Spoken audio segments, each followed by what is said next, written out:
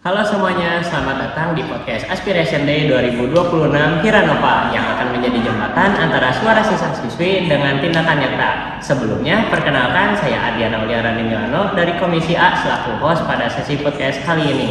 Saat ini saya sedang bersama Akang Teteh MPK atau Majelis Perwakilan Kelas yang terdiri dari Komisi A, Komisi B, Komisi C, dan Ketua Umum.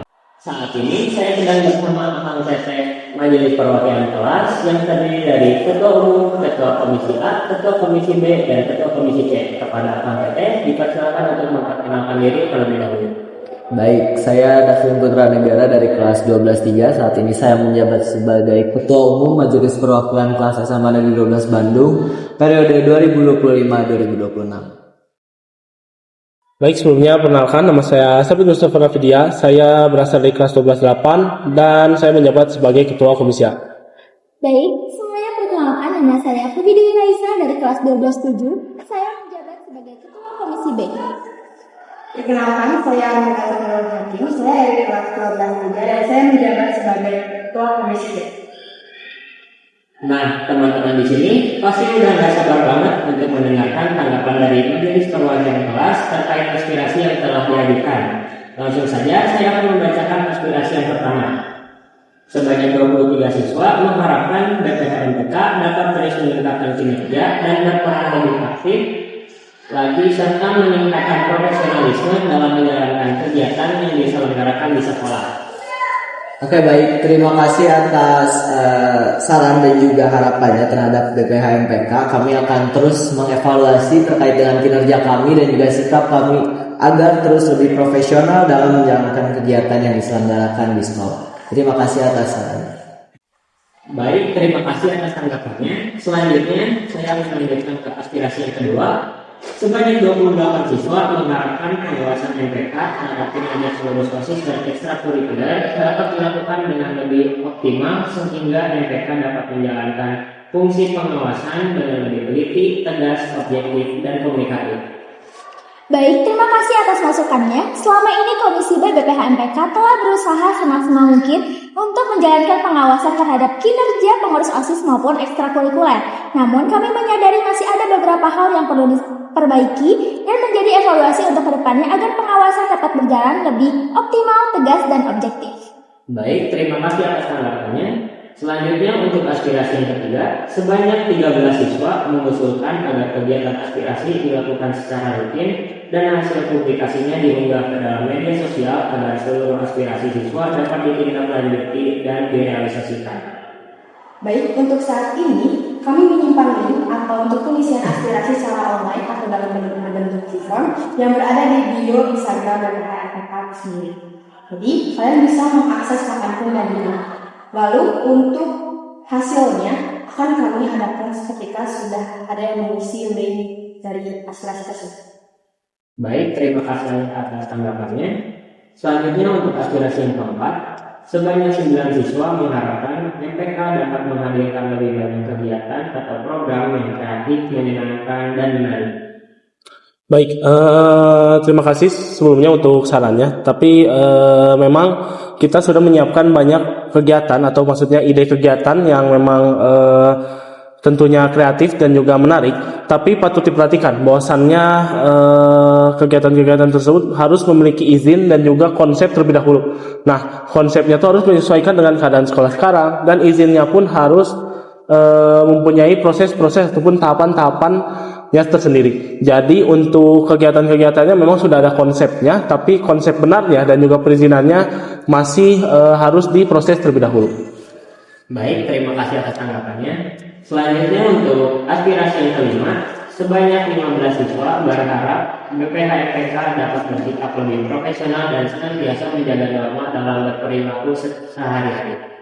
Ya, baik, terima kasih atas saran dan juga harapannya terhadap BPH MPK.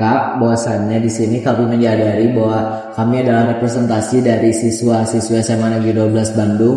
Maka dari itu kami akan selalu mengevaluasi dan juga selalu memperhatikan terkait dengan sikap-sikap kami agar lebih profesional dan menjaga norma dalam berperilaku sehari-hari. Baik, terima kasih atas tanggapannya.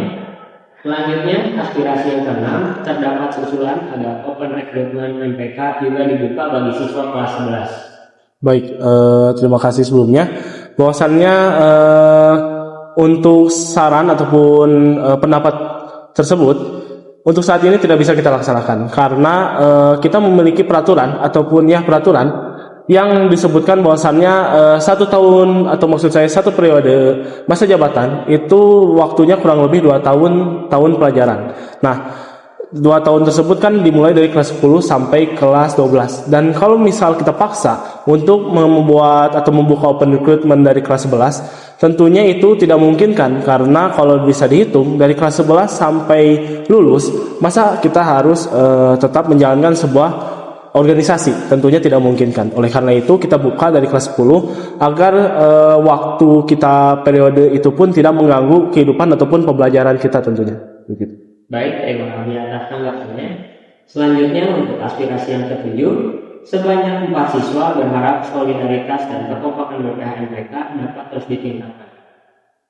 Terima kasih atas sarannya. Akan kami terima dan klarifikasi untuk depan. Baik, terima kasih. Selanjutnya untuk aspirasi yang ke-8, siswa menyampaikan bahwa informasi diharapkan disampaikan menggunakan bahasa yang mudah dipahami serta jelas dan lengkap. Terima kasih atas masukan yang diberikan. Komisi B akan memastikan informasi ke depannya yang disampaikan akan disusun secara runtut, jelas, lengkap, dan juga menggunakan bahasa yang mudah dipahami oleh seluruh siswa-siswi SMA Negeri 12 Bandung. Baik, terima kasih atas tanggapannya.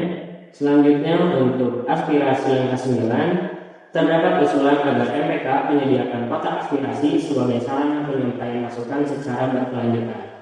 Baik, terima kasih atas usulannya mengenai tentang kotak aspirasi. Akan kami bicarakan terlebih dahulu ke depan.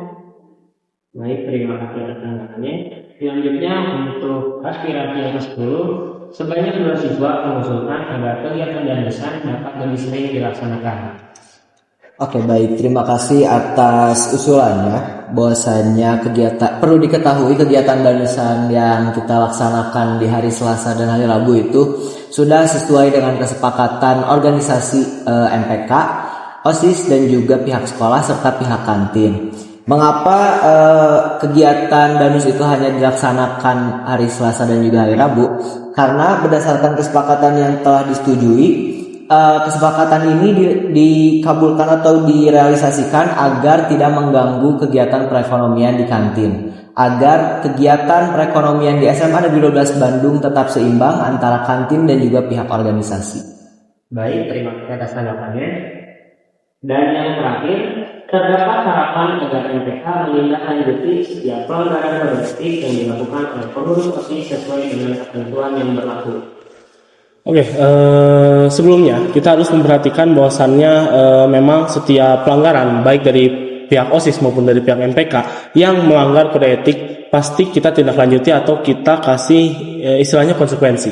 Tapi konsekuensi tersebut pastinya bersifat internal. Nah, karena yang dibahas pada topik ini adalah OSIS, patut diperhatikan terlebih dahulu bahwasannya OSIS pun memiliki istilahnya sekbid ataupun pihak yang memang menangani kasus ataupun pelanggaran terhadap kode etiknya sendiri.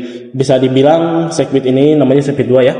Nah, si sekbid 2 ini menangani kode etik yang dilanggar oleh anggotanya sendiri. Tapi misalkan dia kode etik yang dilanggar sudah berlebihan atau maksudnya malah masuk ke kode etik umum di MPK, itu baru bisa istilahnya membuat sidang ataupun membuat rapat tentang bagaimana menangani ataupun memberikan konsekuensi pada si pelanggar tersebut. Jadi memang tentunya untuk konsekuensi ataupun peringatan untuk si pelanggar pastinya ada, tapi itu bersifat internal dan harus memiliki tahapannya terlebih dahulu. Kita tidak bisa semena-mena untuk langsung memberikan konsekuensi terhadap sebuah pelanggaran yang melanggar kode etik. Gitu. Terima kasih atas tanggapannya. Baik, syukur alhamdulillah kita sudah tiba di penghujung acara podcast aspirasi ini. Terima kasih untuk Akang Teteh Majelis Perwakilan Kelas yang sudah bersedia untuk meluangkan waktunya. Dan tidak lupa juga untuk terima kasih kepada teman-teman yang sudah bersedia memberikan aspirasi-aspirasi hebatnya. Tunggu kami di aspirasi berikutnya.